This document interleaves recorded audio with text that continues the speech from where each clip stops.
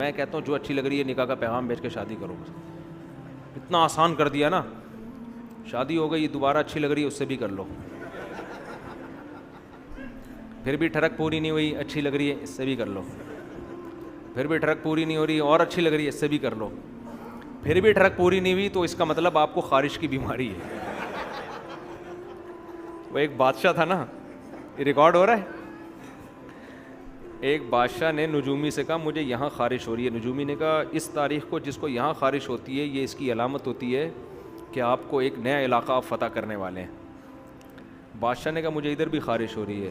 نجومی نے ذائچہ نکالا اور یہ بولا ہاں یہ اس کی علامت ہے, آپ کے ایک بیٹا پیدا ہونے والا ہے جو بڑا شہزادہ ہوگا. بادشاہ نے کہا مجھے ادھر بھی خارش ہو رہی ہے. نجومی نے پھر کتاب نکالی, ذائچے مائچے, بولا اب جو ہے نا ایک ملک کا بادشاہ آپ سے سلو کر لے گا. بادشاہ نے کہا ادھر بھی ہو رہی ہے. نجومی نے کہا آپ کو خارش کی بیماری ہے, کسی اچھے حکیم سے اس کا علاج. تو اگر 4 سے بھی خواہش پوری نہیں ہو رہی اس کا مطلب آپ ایک نمبر کے ٹھرکی ہیں, آپ کا دنیا میں کوئی بھی علاج نہیں ہو سکتا. سمجھ رہے ہو؟ تو جو اچھی لگے نکاح کا پیغام بھیج دو, وہ مان جائے ٹھیک ہے, نہیں مانے دفع کرو, اس پہ لعنت بھیجو. دوستیاں نہ لگاؤ, پھر پٹانے کے چکر میں نہ رہو. مسئلہ یہ ہوتا ہے کہ نکاح کا پیغام بھیجا نہیں, اس نے قبول کیا, پھر اس سے SMS بازیاں, پھر اس سے دوستیاں. اپنے آپ کو مطمئن کر لیتے ہیں یار ہم تو نکاح کے چکر میں کر رہے ہیں. بھائی نکاح کے چکر میں آپ اس سے دوستیاں کہاں لگا سکتے ہو, ہنسی مذاق کہاں کر سکتے ہو؟ یہ اتنا حلال حرام میں یہی تو فرق ہے نا. اچھی لگ رہی ہے پیغام بھیجو. ایک صاحب نے مجھے اپنا یونیورسٹی کا واقعہ بتایا. اس نے مجھے بتایا کہ میں پڑھتا تھا, مجھے ایک لڑکی اچھی لگنے لگی, تو یہ تھے بھی شریف, کبھی اس طرح کا کوئی لگی نہیں ان کو, بہت نیک شریف آدمی ہیں.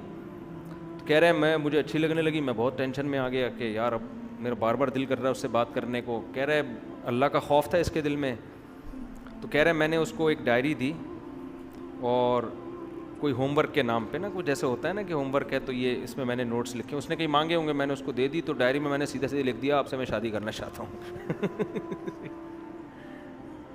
اس نے ہوم ورک مانگا ہوگا یا کیا مانگا ہوگا, مجھے پورا واقعہ یاد نہیں. کہہ رہے میں نے سیدھا لکھ دیا, اسائنمنٹ ہوتے ہیں نا تیار کر کے دے. کہہ رہے میں نے اس میں کچھ بھی نہیں لکھا, میں نے یہ لکھ دیا مجھے آپ سے شادی کرنے کا شوق ہے. سیدھی 2 ٹوک بات.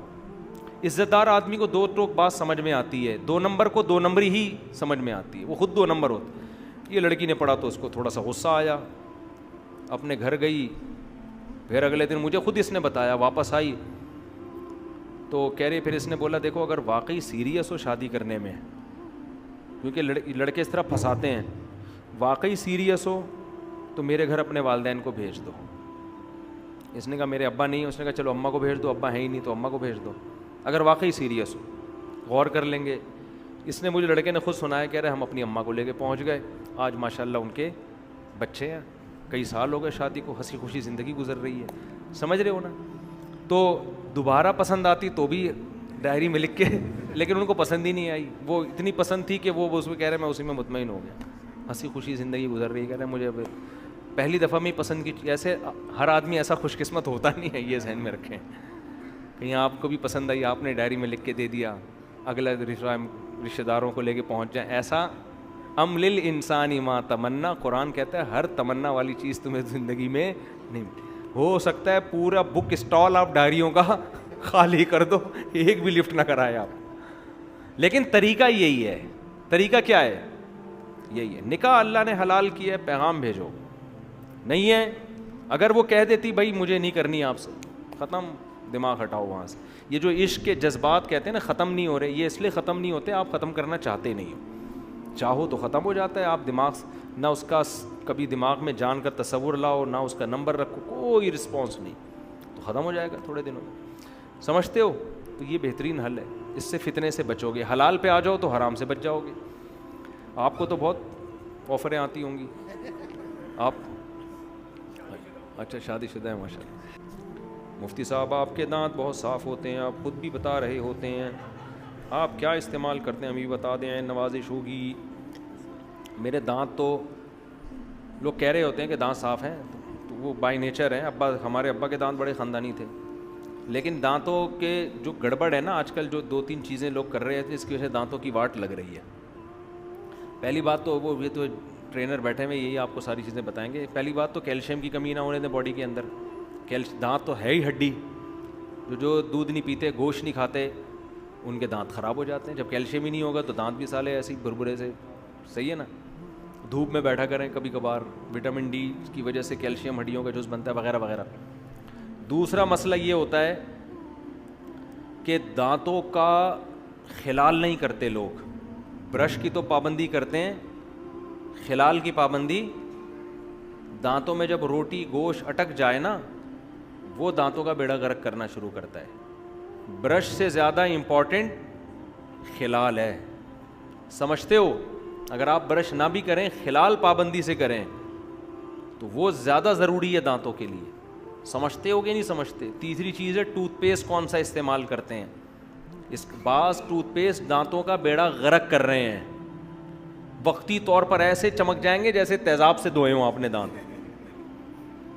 دیکھو ٹوتھ پیسٹ میں بھی بعض دفعہ اینٹی بایوٹک ہوتی ہے, وہ آپ کے جراثیم ہر طرح کے مار رہے ہوتے ہیں. اینٹی بایوٹک تو جب بھی آپ لو گے, یہ ماؤتھ واش جو استعمال کر رہے ہیں, اگر آپ پابندی سے کرو گے تو بیڑا غرق ہونا شروع ہو جائے گا.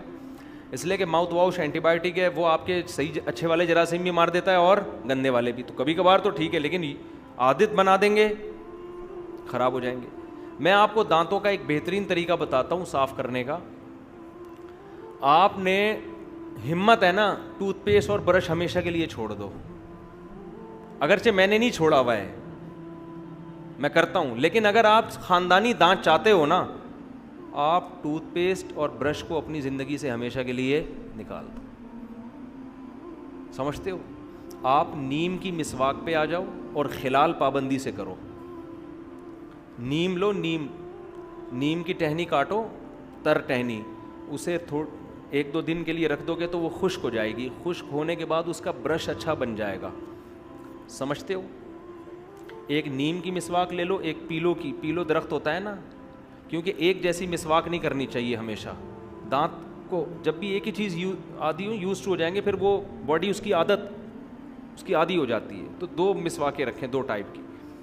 آپ نے کیا, میرے والد صاحب 63 سال میں ان کا ایک دانت بھی خراب نہیں تھا, ایسے چمکتے ہوئے سفید دانت. حالانکہ میں نے ان کو کبھی بھی برش کرتے ہوئے نہیں دیکھا. سفید دانت تھے, خاندانی دانت تھے, 63 سال کی عمر میں بھی فٹ فاٹ, بالکل کوئی دانت نہیں ان کا خراب تھا. کبھی بھی میں نے نہیں دیکھا ان کو برش کرتے ہوئے, نہ ٹوتھ پیسٹ کرتے ہوئے. وہ ہمیشہ مسواک کرتے تھے بس. اور رات کو ڈینٹونک جو ہے نا, وہ رات لگا کے ہلکا سا مسئلہ, بس اس کے علاوہ کچھ بھی نہیں تھا. تو آپ نے کیا کرنا ہے کہ مسواک لے لیں نیم کی, اور ایک پیلو کی مسواک لے لیں. ایک ہفتہ نیم کی مسواک سے دانت صاف کیا کریں, اور ایک ہفتہ, اور ہر دفعہ اس کا نیا برش بنائیں. اب یہ ٹینشنیں لوگ اٹھانا پسند نہیں کرتے. کھانے کے بعد آپ نے دھاگے سے خلال کر لیا. لوگ ماچس کی تیلیوں کو جیسے گٹر میں نہیں چیزیں ڈنڈا گھسیڑ رہے ہوتے ہیں گٹر صاف کرنے کے لیے, اس طرح ڈنڈیاں نا ماچس کی تیلیاں گھسیڑ کے اور خلا پیدا کر دیتے ہیں. آپ کے جو یہ مسوڑے ہیں, ان میں یہ زخمی ہو جاتے ہیں. تو وہ تو جتنا گھسیڑو گے وہ کھلتے چلے جائیں گے. اس لیے دھاگے سے, یا بہت ماچس کی تیلی کو بھی اگر کرنا ہے تو اس کو بہت باریک سی وہ بنا لیں اس کی. تو یہ پابندی سے کریں. خلال کھانے کے بعد روٹی گوشت دانتوں میں اٹکنے کے لیے نہ چھوڑیں, فوراً نکالیں اس کو. ہمارے حضرت مفتی رشید احمد صاحب کے دانت بھی بڑے چمکتے ہوئے خاندانی تھے. وہ کھانے, حالانکہ اتنے ٹائم کے پابند, ان کے پاس تو 1 منٹ نہیں ہوتا تھا, لیکن کھانے کے بعد باقاعدہ شیشے کے سامنے کھڑے ہو کر خلال کرتے تھے. وہ کہ کسی بھی دانت میں کوئی بھی ذرہ خالی یعنی باقی نہیں چھوڑنا, باقاعدہ پراپر شیشے کے سامنے کھڑے ہو کر نا خلال کر کے دانتوں سے نکالتے تھے. یہ بہت ضروری ہے. یہ کام آپ نے پابندی سے کرنا ہے. اور مسواک کی پابندی کر لیں آپ. مسواک اس طریقے سے نہیں جیسے ہمارے نمازی بھائی کر رہے ہوتے ہیں, ایک ہی مسواک کا برش کئی مہینے چل رہا ہوتا ہے. اپنے ہی دانتوں سے آپ نے مسواک کا برش تیار کرنا ہے. اس کا چھلکا اتار لیں اور دانت پہ رکھ کے مسواک کو ہلکا ہلکا گھماتے رہیں, چباتے رہیں. وہیں سے کیا ہوتا ہے, آپ کے جو مسوڑے ہیں نا, یہ کھلنا شروع ہو جاتے ہیں. اس میں مسواک کا کیمیکل جذب کرنے کی صلاحیت بڑھ جاتی ہے. جب آپ چباتے ہیں نا تو یہ بلڈ کا سرکولیشن بڑھتا ہے آپ کے مسوڑوں کی طرف. جب وہ بڑھتا ہے تو وہ کھلتے ہیں تو وہ مسواک کا کیمیکل جذب کرنے کی ان میں صلاحیت پیدا ہو جاتی ہے. یہ چیز برش میں نہیں ہے, سمجھ رہے ہو نا.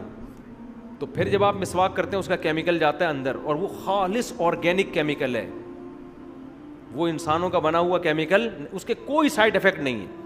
آج جو ٹوتھ پیسٹ آپ استعمال کر رہے ہیں, کل ہو سکتا ہے میڈیکل سائنس تبدیل ہو جائے, بولے بھائی یہ نقصان ہے اس کا, یہ سائڈ افیکٹ. سمجھ رہے ہو نا, کتنے ٹوتھ پیسٹ ایسے تھے ڈاکٹروں نے استعمال کروا کے وہ رجوع کر لیا. میں منہ سے نام بھی لے لوں لیکن وہ کمپنیاں پھر میرے کو بولیں گے تو ہمارے بیڑا غرق کر رہا ہے. کچھ ٹوتھ پیسٹ ایسے میں نام لے کے بتاؤں جو بڑے چل رہے ہیں اور بیڑا غرق کرنے میں ان کا بہت بڑا کردار ہے, لیکن میں نام نہیں لے سکتا, وہ پھر مسائل کھڑے ہو جاتے ہیں. جی نہیں, چھاؤں میں بھی نہیں بتاؤں گا میں, کتنے لوگوں کو چھاؤں میں لے کے جاؤں گا میں. تو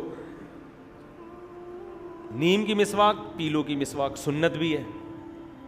تو آپ نے کیا کرنا ہے, چبانا ہے, ہر دفعہ اس کو چبانا ہے, اور چبا کے پھر جب وہ تیار ہو جائیں گے نا دانت, پھر آپ نے ایسے اوپر نیچے اس کے, یعنی نیچے سے اوپر لے کر گئے, اوپر والے دانتوں میں اوپر سے نیچے اچھی طرح اس کا جا کے جھاگ بن جائے, صاف ہو جائے, بس اتنا کیا ہے. اس کو زبان پہ بھی ملے, حدیث میں آتا ہے نبی صلی اللہ علیہ وسلم حلق تک مسواک لے کے جاتے تھے, رگڑتے تھے اندر. منہ بھی صاف کرنا ہوتا ہے نا, یہ بھی زبان میں بھی جم جاتی ہے چیزیں. ہر طرح سے آپ یہ کام آپ اگر 5 نمازوں میں کر لیں تو نور للہ نور, ورنہ کم سے کم 2 ٹائم تو کریں, سونے سے پہلے اور صبح ناشتے کے بعد.